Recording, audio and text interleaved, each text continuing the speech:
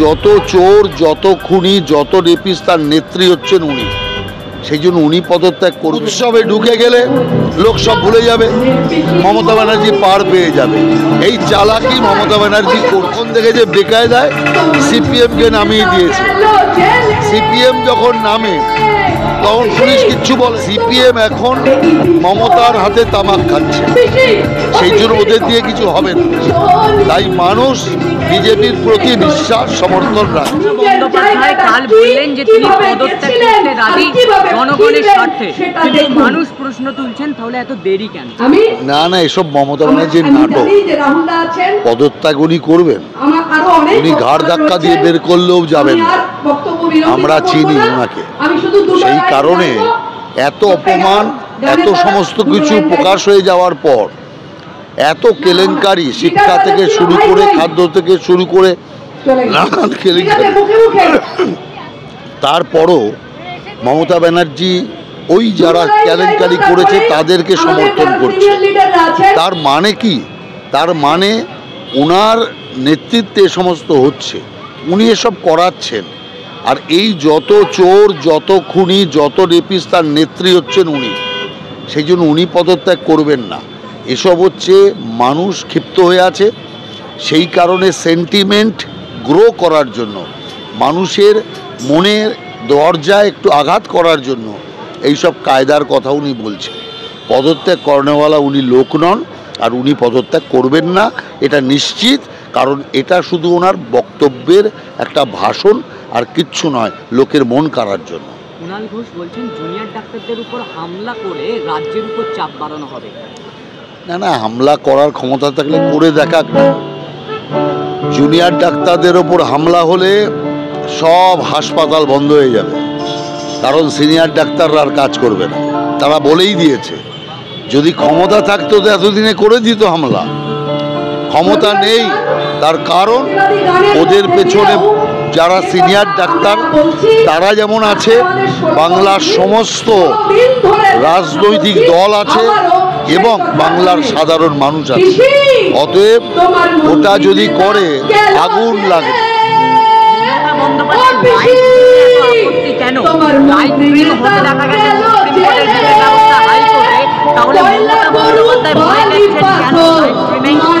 দেখুন, এই ঘটনার সাথে মমতা জড়িত আছে, কারণ সন্দীপ ঘোষকে সাপোর্ট করতে গিয়ে, বাঁচাতে গিয়ে আষ্টে পিষ্টে মমতা জড়িয়ে আছে। আর সেই কারণে মমতা ব্যানার্জি জানে যে এই ঘটনা যত বেশি এগোবে তত বেশি ওর বিপদ আছে। আর এই ঘটনাকে শেষ করতে গেলে উনি নানাভাবে আন্দোলন বন্ধ করাতে চাইছেন। আন্দোলন বন্ধ করালে, উৎসবে ঢুকে গেলে লোক সব ভুলে যাবে, মমতা ব্যানার্জি পার পেয়ে যাবে। এই চালাকি মমতা ব্যানার্জি করছে, কিন্তু এবার সেটা হওয়ার নয়। এবার সবাই এক কাট্টা হয়েছে। এই আন্দোলন উৎসবেও চলবে, দুর্গা পূজাও হবে। দুর্গা পূজাতে জাস্টিসের ডিমান্ডও হবে।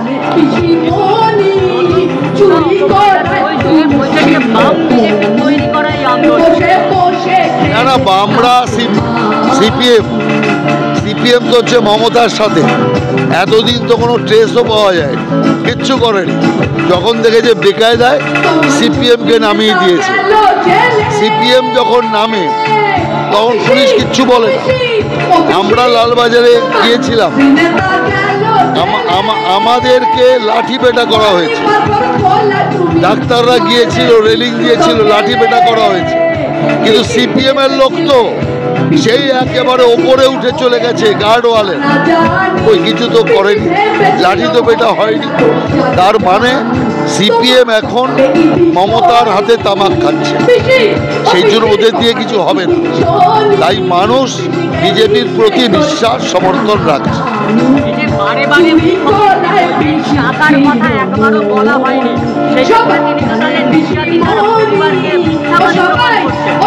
একদম মমতা ব্যানার্জি কি বললেন, 10 লাখ টাকা আমি বলিনি, প্রমাণ দিতে পারবেন? আমরা পরের দিনই প্রমাণ দিয়ে দিচ্ছি। ওরই বক্তব্যের কথা ওই বলছে আর সেটাও প্রকাশ্য মিটিংয়ের মধ্যে। তারপরেও মমতা ব্যানার্জি কেন ক্ষমা চাইছে না? বাংলার মানুষের কাছে ক্ষমা চাওয়া উচিত যে আমি ভুল করে বলে ফেলেছিলাম। এইরকম মৃত্যুকো যদি মিথ্যাবাদী মুখ্যমন্ত্রীর যদি রেকর্ড রাখার ব্যবস্থা থাকতো, তাহলে আমি মনে করি গিনেস ওয়ার্ল্ড বুকে এই মিথ্যাবাদী মমতা ব্যানার্জির নাম মিথ্যাচারী হিসাবে উঠতো। বিজেপি সাধারণ সম্পাদক চিত্তরঞ্জন দে মহাশয় আছেন, রাজ্য যুব মোর্চার সহসভাপতি। হুমকি ছাড়া ওদের কাছে আর কি করার আছে? এখন খেলা হাত থেকে বেরিয়ে গেছে, সেই জন্য হুমকি দিয়েও কাজ হচ্ছে না। হুমকি তো অনেক দিয়েছে, কিন্তু তাতে মোমবাতি দিয়ে রাস্তায় বেরোনো মানুষের বন্ধ হয়েছে, রাত দখল বন্ধ হয়েছে। হুমকি তো আরো বড় বড় জায়গা থেকে আনিয়েছিলেন কপিল সিব্বালকে দিয়ে। সেই হুমকিতে কি হলো? এখনো জুনিয়র ডাক্তাররা রাস্তায় বসে আছে। এখন সব ওষুধ ফেল হয়ে গেছে, কোনো ওষুধ কাজ করছে না।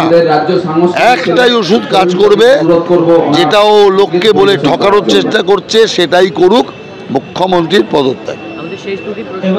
শিপির পদত্যাগ চাইলে বলা হচ্ছে মহাভারত মানে অশুদ্ধ হয়ে যাবে, আর কটা দিন ধৈর্য ধরলে মানুষ আর কতদিন ধৈর্য ধরবে? বিষয় হচ্ছে সিপিকে দিয়ে তো সব কাজ করিয়েছে ও, অতএব সিপিকে কি করে সরায়? সেই জন্য তো আমরা বলছি দুটো মিলে সরে যাক। মমতা ব্যানার্জি পদত্যাগ করুক, সিপিও পদত্যাগ করুক, তাহলেই বাংলার শান্তি হবে। মুখ্যমন্ত্রীর কথা হাতির দাঁতের মতন, যে হাতির একটা দাঁত যেমন দেখানোর আর একটা দাঁত খাওয়ার, তেমনই কি মুখ্যমন্ত্রীর কথা? মুখ্যমন্ত্রী সব সময় শুরু থেকে ওনার হাতির দাঁতের মতোই অবস্থা, দেখানো আর খাওয়ার দাঁত আলাদা। অতএব মুখ্যমন্ত্রী, যার জন্য আমি বললাম, যদি মিথ্যাচারী মহিলার নাম যদি গিনেস ওয়ার্ল্ড বুকে রাখার ব্যবস্থা থাকতো, মমতা ব্যানার্জি বিশ্বের 1 নম্বর মিথ্যাচারী মুখ্যমন্ত্রী হতেন। মিথ্যাশ্রী প্রকল্প ওকেই চালু করা দরকার, কারণ ওই মিথ্যাশ্রীর 1 নম্বর। মমতা বন্দ্যোপাধ্যায় কাল বললেন যে তিনি পদত্যাগ করতে রাজি জনগণের স্বার্থে, কিন্তু মানুষ প্রশ্ন তুলছেন তাহলে এত দেরি কেন? না না, এসব মমতা ব্যানার্জির নাটক। পদত্যাগ উনি করবেন, উনি ঘাড় ধাক্কা দিয়ে বের করলেও যাবেন না, আমরা চিনি ওনাকে।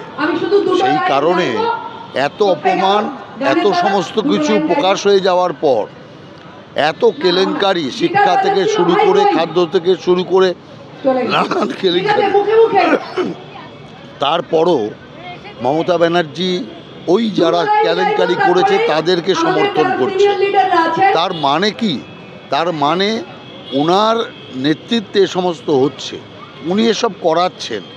আর এই যত চোর, যত খুনি, যত রেপিস্ট, তার নেত্রী হচ্ছেন উনি।